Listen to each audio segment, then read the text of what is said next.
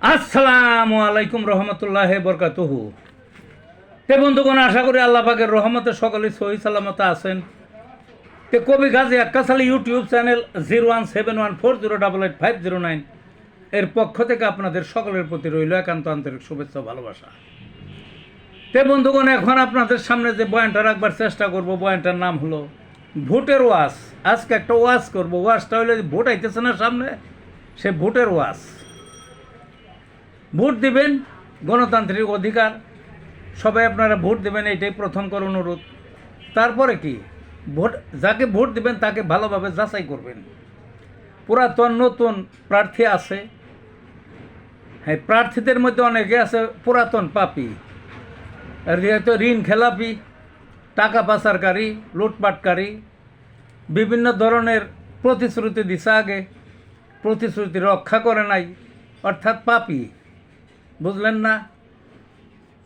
পাপি হয়তো হেভিওয়েট প্রার্থী নাম দেয় মানুষে ভোট, কিন্তু দেখা দিবেন, কারণ ধর্ম আছে প্রত্যেকের। আপনি মুসলমানই হন বা যে ধর্মই হন, সততা একটা বড় জিনিস।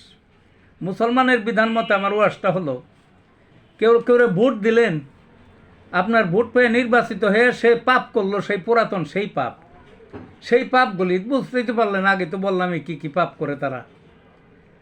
তাইলে তার যে পাপটা হবে, আপনি যে ভোট দিলেন, তাকে যে ভোট দিয়ে বসাইলেন, নির্বাচিত করলেন, আপনারও পাপের একটা অংশ আপনার আমল নামায় আসবে। কাজে দয়া করে এই পুরাতন পাপী বা নতুন পাপী যাকে খারাপ মনে করেন, টাকা পাচারকারী, লুণ্ঠনকারী, মানুষের হক নষ্টকারী, মিথ্যাবাদী, প্রতিশ্রুতি ভঙ্গকারী, ওয়াদা ভঙ্গকারী, এই সমস্ত শ্রেণীর মানুষকে দয়া করে ভোটটা দেওয়ার সময় খুব চিন্তা করে দিবেন যে নিজের কামাই করা সওয়াব, রোজা করেন, নামাজ পড়েন, এগুলা ওই বরবাদ হয়ে যায় কিনা এই পাপীদের ভোট দেওয়া, বা তাদের অপকর্মর আবার পাপ যেগুলো আপনার আমল নামে আসে কিনা, এই সমস্ত চিন্তা ভাবনা করবেন। বুঝলেন নি?